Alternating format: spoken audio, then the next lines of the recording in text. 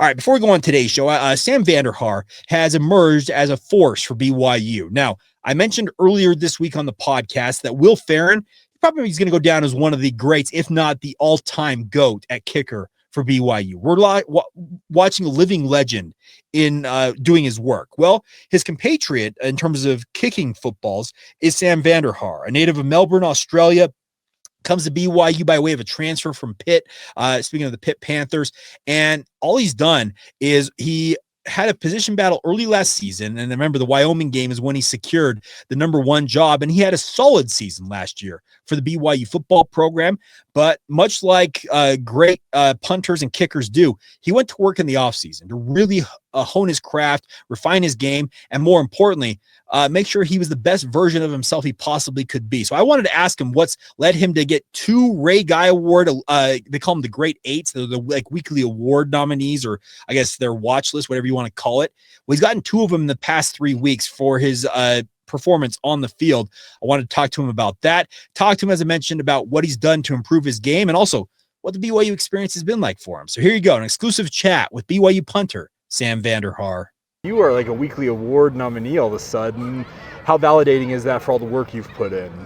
Yeah, no, it's been great. I guess as a whole team, we're off to a really good start. And I think the way that the punting's gone is kind of indicative of how our team has been in terms of the buy-in, and like everyone's sort of trying hard. And as I said, the punting has been really good. But I don't think I could be sort of doing what I'm doing without the guys in the shield, all the boys in protection. And I guess I'm very fortunate to have guys like Jack Kelly and Glasgow and those sort of boys on my punt team, which obviously is a game changer as well. So yeah, it's been good.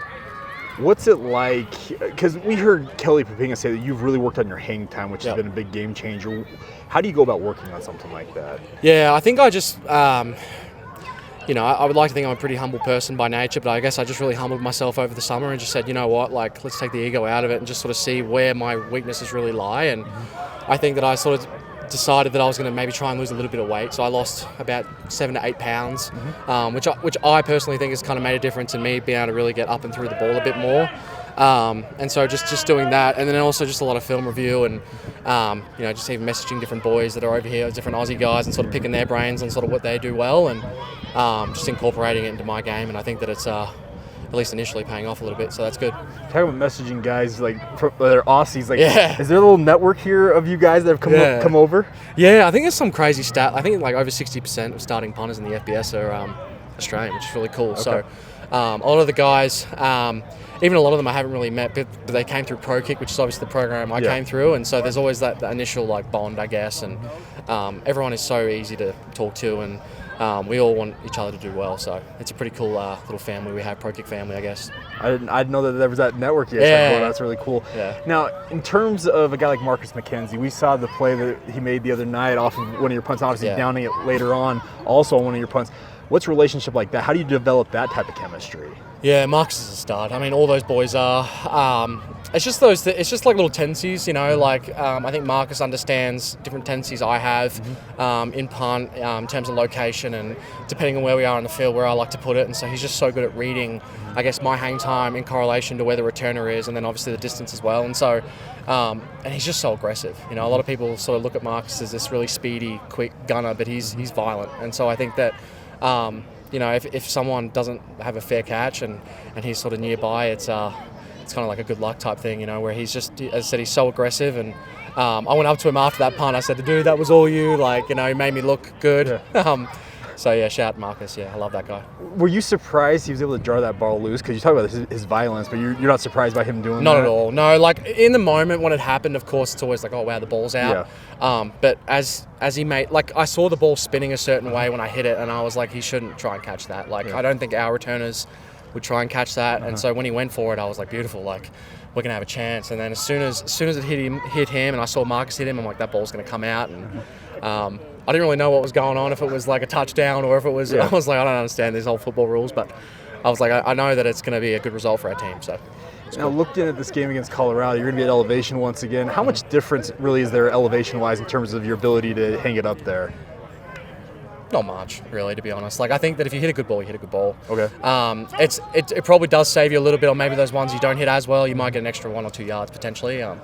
but I don't personally really notice that much of a difference. I think that if you start treating it like, oh, I can get more if I do this or I do that, I think it changes the way you punt a little bit. So my job doesn't really change in terms of the way I punt the football. You know, if there's a little bit of wind, I might try and drive it a little bit, but in terms of my mechanics and the way that my goal's heading into the game, it's very much the same. And if it hangs up more, it hangs up more. So, how have you approached the mental side of it? Because we've heard from guys like Will Farron, who's like, he's unflappable, it feels like, in so many different ways. How do you approach it mentally? Yeah, it's been cool watching Will go about his mental stuff, because I think I just try and take parts from him, and even, you know, Garrison being a veteran guy as well, and kind of what they do. And I say to the guys all the time, I actually find games a whole lot easier than practice, just because it's one of one. In practice, you know, we do 6, 7, 8 punts in a period. And so it's just really just telling myself that it's okay. It doesn't matter. And that for me works, because it really just makes it more fun and allows me to just go out and allow my muscle memory to take over. And I've said this multiple times as well, that the less that I can really think that it's a big deal or that punt needs to be good, the better I typically do. And so it's just reminding myself that it's okay, and that just be confident, really. Yeah. What's the overall experience been like for you as a punter coming over from Australia? You spent time at Pitt, now at BYU. What's the experience been like? It's been awesome, yeah. Like, I think that I'll, you know, when my career's all done and dusted, I'll reflect on it a bit more and sort of, you know, I am obviously eternally grateful. And yeah, it's been a journey. You know, I think that I left Pitt and I was in a little bit of rubbles there, I would say, where I maybe had a little bit of doubt about whether I was able to go out and perform. You know, I guess thought I had the ability, but I guess, you know, you go out and you have a year that maybe you're not as proud of. And yeah, it was good to come here and sort of have a decent year last year to kind of build into this year. And now I feel like I'm sort of at a point where I can just keep elevating. And yeah, it's nice that the hard work, you know, pays off. What's it been like? I know you're married and everything. Does it feel like home in a way, that you found a place in Provo? Yeah, definitely. Yeah, I love it here. All you guys, the media guys, the coaches, the players.